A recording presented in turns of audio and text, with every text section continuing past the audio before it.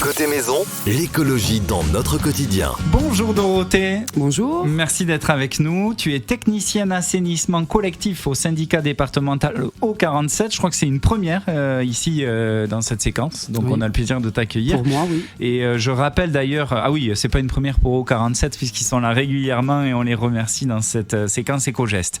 Et je rappelle que O47 est un service public d'eau potable et d'assainissement.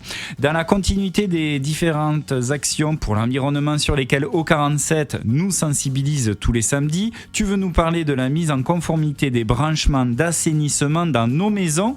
On parle de quoi exactement, Dorothée ? Mais on parle tout simplement de la mise en séparatif des eaux usées domestiques, c'est-à-dire les eaux des toilettes, la lessive, la cuisine et de l'eau de pluie. Pourquoi il ne faut pas qu'elles se mélangent, ces eaux usées et pluviales ?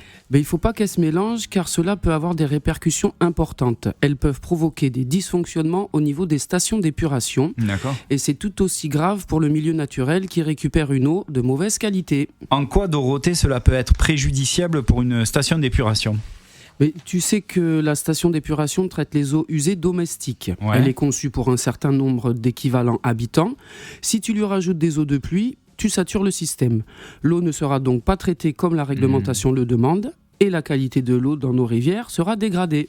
Ce sont les poissons qui ne seront pas forcément contents là. Et pas que les poissons, les sols peuvent être pollués également, sans compter qu'un réseau non séparatif peut entraîner des débordements ou des reflux d'eau usée dans les rues et les habitations. Cela peut devenir un risque sanitaire. Tu ne fais pas les travaux de séparation des réseaux, toi, Dorothée ? Ah non, pas moi-même, non. J'interviens suite au diagnostic du réseau d'assainissement collectif réalisé sur un secteur géographique défini au préalable et qui nécessite des travaux sur le réseau d'assainissement public. Si ton branchement au réseau d'assainissement n'est pas conforme, s'il y a ce mélange eau usée et eau pluviale, c'est à ce moment-là que j'interviens. Bon, et comment O47 intervient par exemple auprès de ses abonnés ? Est-ce que toi aussi tu as un rôle de conseil ?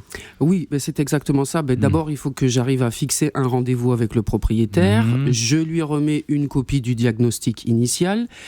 Je lui apporte une solution technique visant à mettre en conformité le branchement d'assainissement. Donc on voit ça ensemble sur le terrain. Je lui fais un schéma de préconisation pour l'installation. Mais c'est à titre informatif uniquement. Les propriétaires sont libres d'approuver ces préconisations ou de nous fournir un plan de leur solution afin que le syndicat O47 la valide. Puis dans la mesure du possible, Dorothée, tu les conseilles à la gestion des EP. C'est quoi les EP ? C'est les eaux de pluie. Ouais. Et donc je conseille en général la gestion à la parcelle avec des récupérateurs d'eau ou alors infiltration dans le sol. Ok. J'oriente le plus souvent vers des solutions simples et surtout les plus économiques. Et vous signez une convention avec le particulier ? Oui, en effet. Je la présente lors du premier rendez-vous. C'est une convention qui permet d'officialiser l'engagement du propriétaire au programme de réhabilitation de la commune. Est-ce que, par exemple, vous intervenez sur le financement des travaux, une fois que le diagnostic et l'accompagnement est posé ? Alors là, je les accompagne parce que le financement, c'est un programme de subvention qui a été mis en place par l'agence de l'eau Adour-Garonne.